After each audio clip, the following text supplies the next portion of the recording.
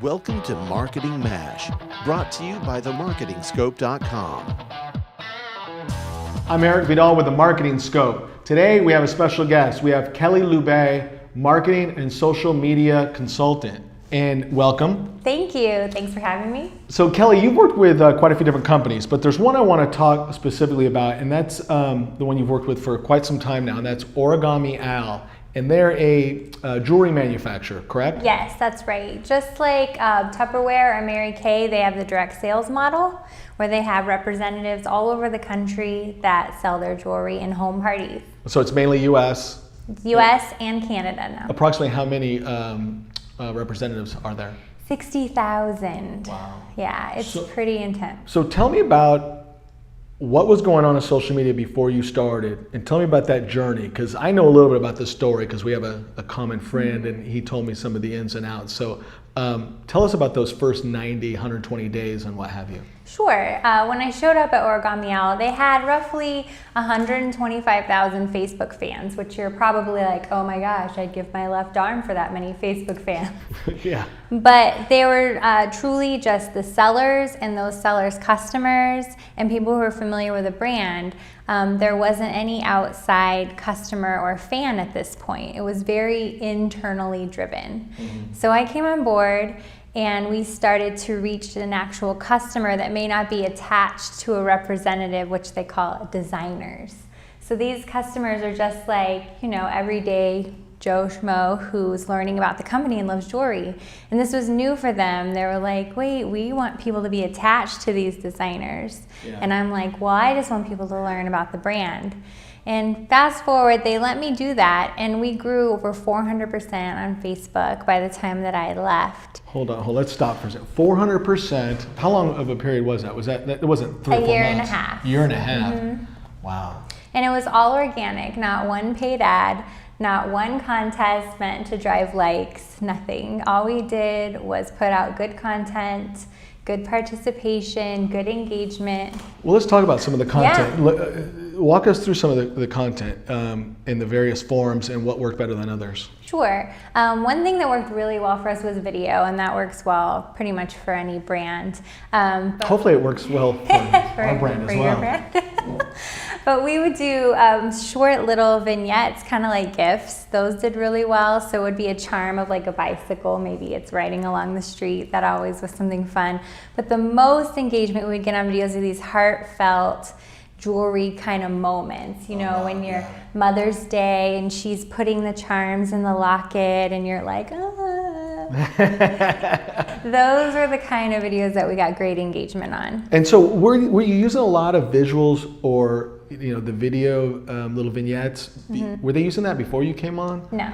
Because social media, Twitter and Facebook, Right. People get, what's that, 150% more shares if you have a visual. Mm-hmm. And then if you have this heartwarming story, Yeah. who knows what that is, right? So the video team had been making videos that were pretty good, but they weren't in charge of where those videos were housed. So they were on YouTube, which was not being promoted actively, and we still, at the point when I was there, were not promoting YouTube, but we were embedding the videos in the blog.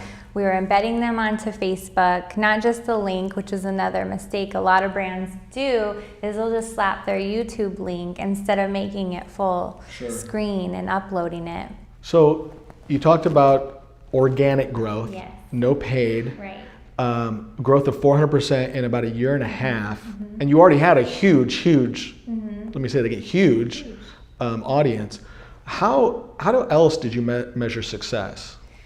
Well, we were measuring success also for the conversion of sales. So we were able to put tracking links on a lot of our stuff through our Google Analytics. It's really important, even though it's a free tool. We had to pay because it's such a big brand and we kept breaking it. So if you're a big enough brand, you have to pay to get your analytics.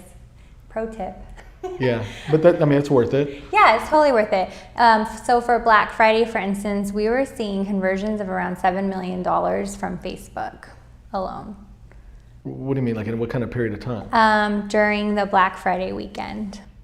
Wow. And that's the importance of tracking your click-throughs. I mean, those are assisted purchases, but still, showing your last click is really important. When you're trying to establish that social media is a tangible marketing tool, like, people don't get it. The C-suite, I know we have a lot of hard time, telling the C-suite social media is worth it. Well, go to your Google Analytics and look at your last click from your Facebook and be like, look, conversion. Yeah, no, I went through that problem when I was at 2 companies back. I mean, same thing. It was going to our C-level, and you got to sit down and have that conversation. It's a little bit of education. Yeah.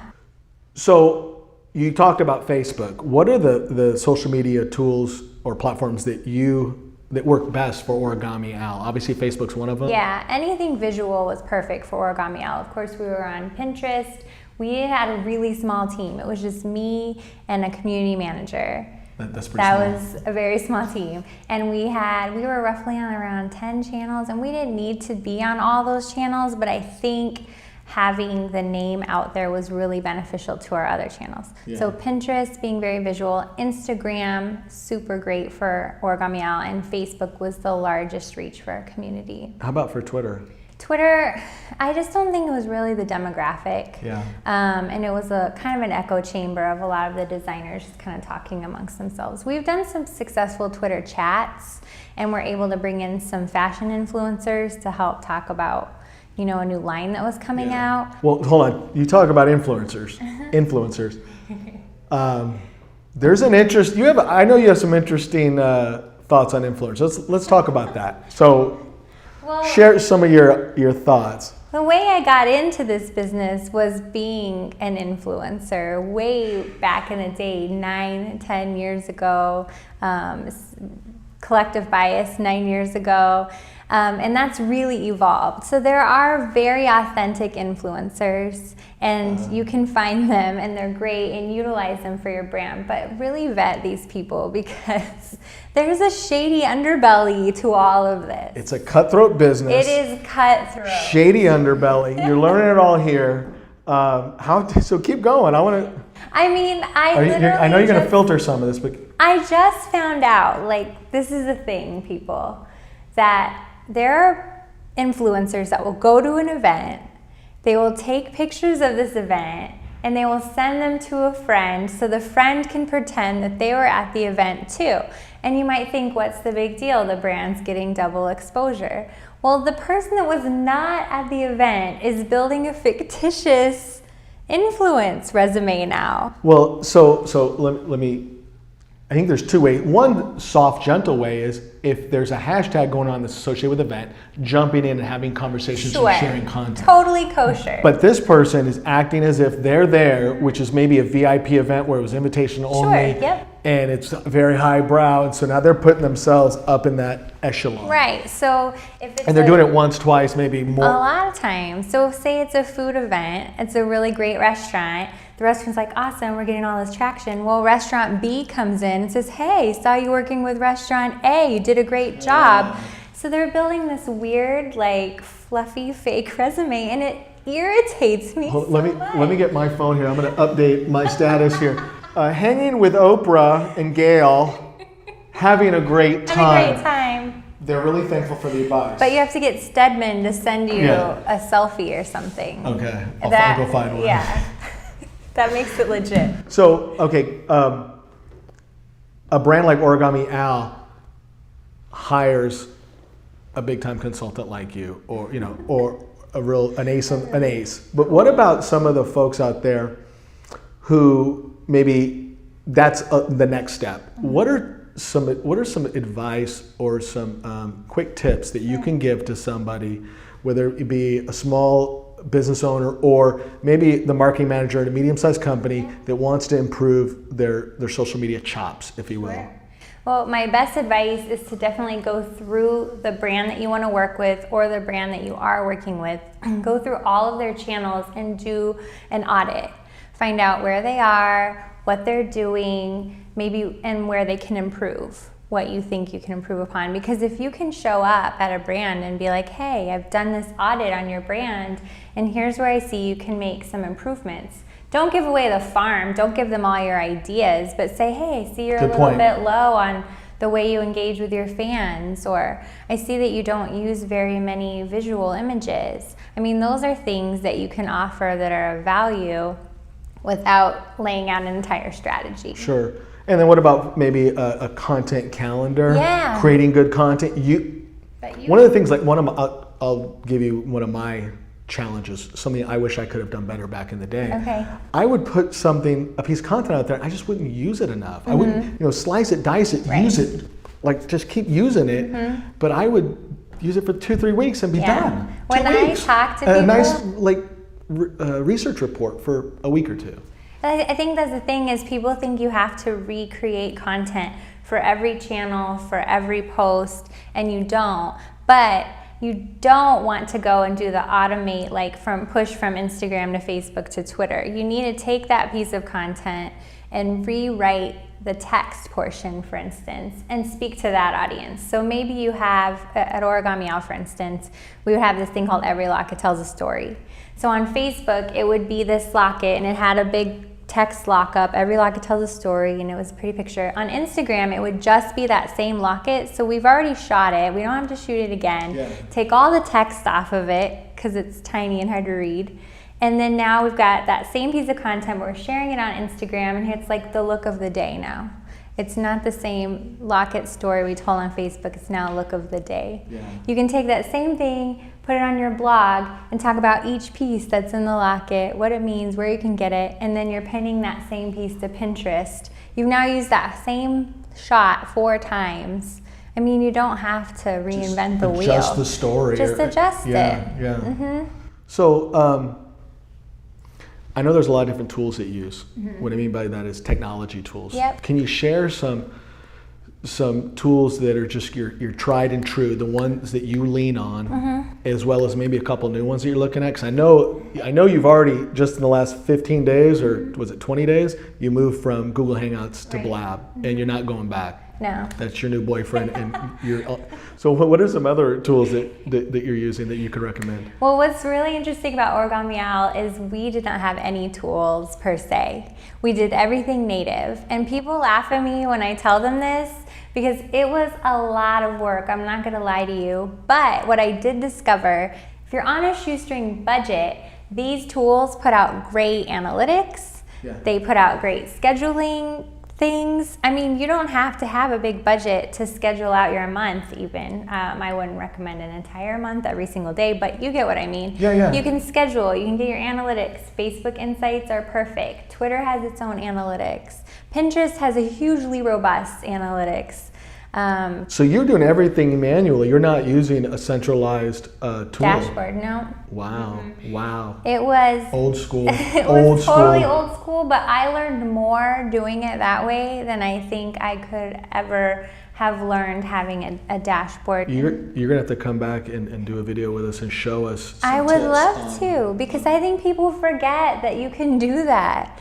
And Iconosquare is my very favorite. It's Instagram analytics. Okay. You can manage, you can set up contests, you can follow hashtags, but their analytics are really robust. And for a hot second, they tried to charge for them, but it had been free for so long. Yeah. Like 2 days later, it was back free Really? again. Yeah. Nice. Yeah.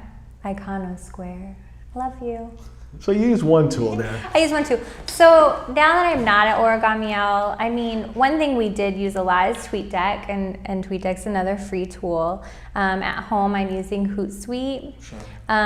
But again, people are all, the Instagram scheduling, it's so great. It's not, it's really not. And I'm sorry, Hootsuite, but it's the same as when I set an alert on my phone to tell me to go post something for Instagram. Yeah. So if you're using Hootsuite, you're basically scheduling, which you can do in all the native channels too. So what do you think is next for social media?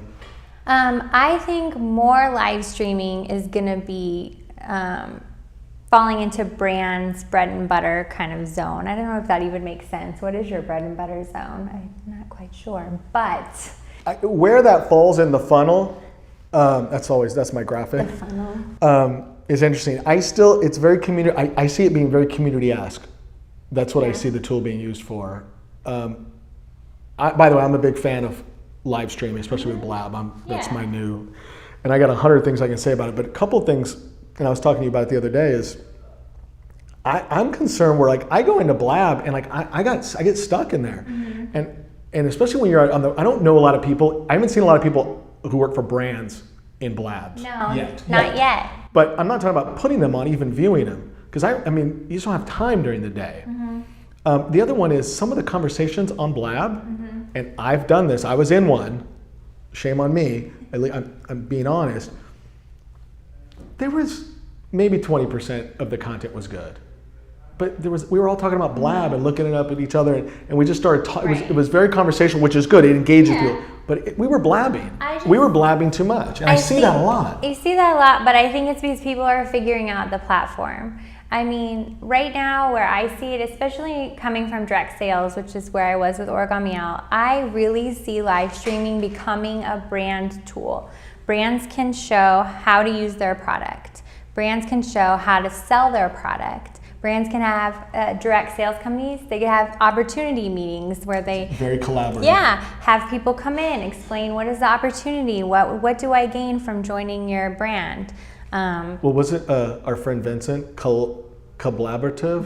Collaborative. Is that the word he Yes. came up with? But when you said community, I mean, that's how I grew Origami Out organically. Honest to God, the one secret was we answered every single person that wrote on our wall. That's great. And during convention, when we had 5,000 attendees, we were answering 200 tweets a minute. And I mean, it was like this, but that's how you grow. You got to put the work in to get anything out of it. Perfect. So thank you, Kelly, so much for sharing your best practices, your tips, your secrets, your everything. You're welcome. I'm glad to be here, and I would love to come back. Thank you so much. Kelly Loubet. Thanks. That's it for this episode of Marketing MASH. You can share your thoughts by following us on Twitter and Facebook. Subscribe to our podcast to keep up with the show. And of course, you can always find us by visiting themarketingscope.com.